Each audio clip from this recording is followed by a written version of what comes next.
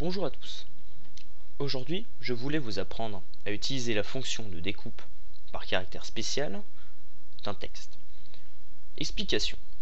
Avant, quand j'avais quelque chose à lire dans un fichier texte et qu'il y avait plusieurs informations, j'étais obligé de mettre l'information 1, sauter une ligne, mettre mot de passe, sauter une ligne, mettre mot de passe. J'enregistrais ça dans un fichier texte, puis ensuite j'utilisais la fonction de lecture ligne par ligne du fichier texte. Excusez-moi, je suis malade. Donc, l'utilisation d'une boucle qui va lire ligne par ligne, blablabla, mise en variable dans une variable ou plusieurs variables, enfin bref, c'est du bricolage. Alors que là, ce que je vais vous apprendre, c'est plus propre.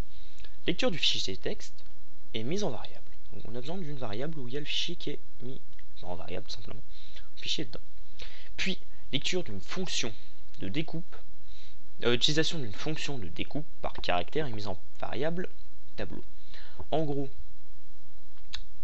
la variable qui contient le texte, dedans, on va mettre la fonction de telle sorte que ça va être découpé correctement et mis dans une variable tableau. En gros, ça va être rangé tout simplement dans un tableau. Et ensuite, il n'y a plus qu'une variable pour la mise en place. C'est bien plus propre.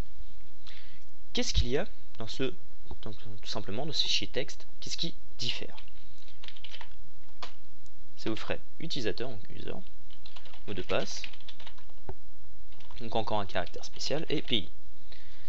En soi, c'est plus propre et plus simple pour ce qui est à l'intérieur du logiciel. Après, niveau rapidité, je sais pas, mais à mon avis, il doit y avoir une économie au niveau de l'utilisation du processeur, et peut-être certainement une plus rapide pour certains. Dans certains cas, ça doit être vachement plus rapide. Alors, comment ça fonctionne? Donc je vais vous présenter rapidement ce que j'ai déjà fait. Donc on a trois textbox, utilisateur, mot de passe pays, puis en dessous utilisateur, mot de passe pays. Alors quand on clique sur enregistrer, ça va récupérer utilisateur, mot de passe et pays, qui va être, donc c'est des informations qui vont être mises dans un fichier texte. Ici, variable utilisateur, variable mot de passe et variable pays. Alors on peut utiliser qu'une variable si vous voulez, mais en gros j'ai fait l'utilisation de trois variables pour que vous compreniez à peu près comment c'est fait. Par contre, pour la mise en place, j'en ai utilisé que une. Donc, bouton 2, c'est visualiser. Visualiser va lire le fichier texte et faire tout ce que je vous ai expliqué avant. Alors, on a besoin d'une variable, donc j'ai appelé variable de lecture, où il va y avoir le fichier texte dedans. Enfin, le contenu du fichier texte. Donc, on utilise bien sûr la lecture d'un fichier texte en entier. Je mets encodage défaut et dans la variable de lecture. Puis ensuite, une fois que ceci est fait, on va aller dans texte, découper un texte. Donc on met bien sûr la variable concernée, la variable qui contient le texte. On met le caractère de découpe. Ça peut être celui-ci comme n'importe quel autre. Bon, bien sûr, il faut faire attention qu'on ne va pas mettre la lettre A s'il y a un texte dedans, quoi. Dire ça marchera pas. Enfin, il risque d'avoir des erreurs, puis c'est débile. Donc, ensuite, variable tableau. Il faut la variable tableau, je vous ai expliqué avant, donc je mets ça dans ma variable tableau. Une fois que c'est fait, on a simplement besoin des fonctions, excusez-moi, de lecture, obtenir une valeur dans une variable tableau. Donc, après, principe de fonctionnement. On a un tableau, hein, en gros on a un tableau, voilà. Je vous fais des lignes de tableau un petit peu rapidement. Donc là, on a 4 lignes de tableau. Donc là, on a user, mot de passe, pays, et admettons là on a âge. Ça a un numéro. Il y a un numéro qui s'appelle l'index, si je me souviens bien.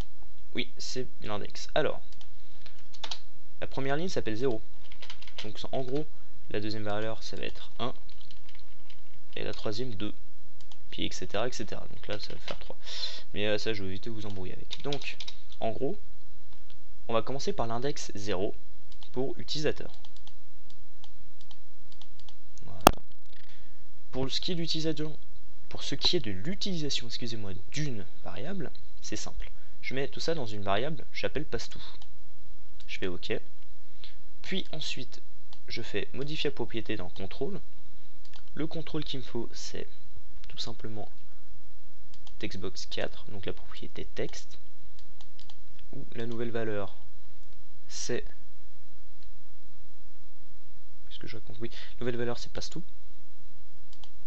Ensuite, je recommence, variable tableau, obtenir une valeur, index 1, passe-tout, hop, je remonte, modifier la propriété dans contrôle, contrôle, textbox 5, propriété 8, texte, je mets encore passe-tout,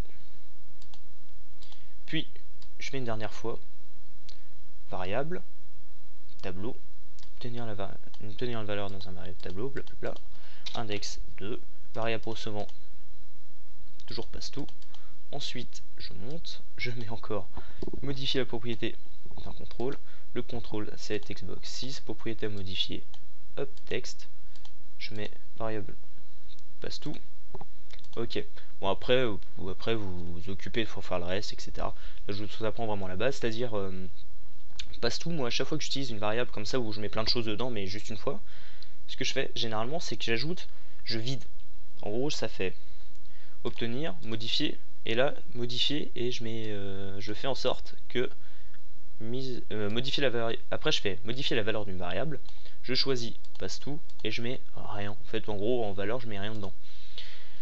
Mais bon ça après c'est utile parfois, après je le fais parce que ça m'a servi plusieurs fois, parce qu'il y avait des bugs, simplement. Donc on va voir à peu près si ça marche. Exécuter.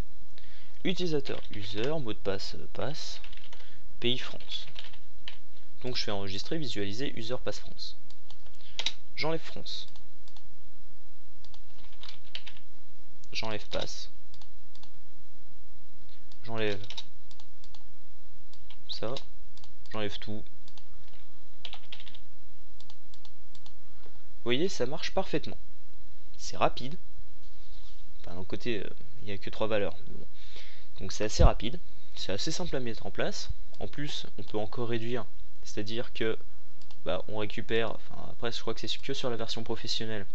En gros, on fait hop, on récupère. On fait copier. Après, on va dans Général. On ajoute une commande visuelle basique, etc. etc.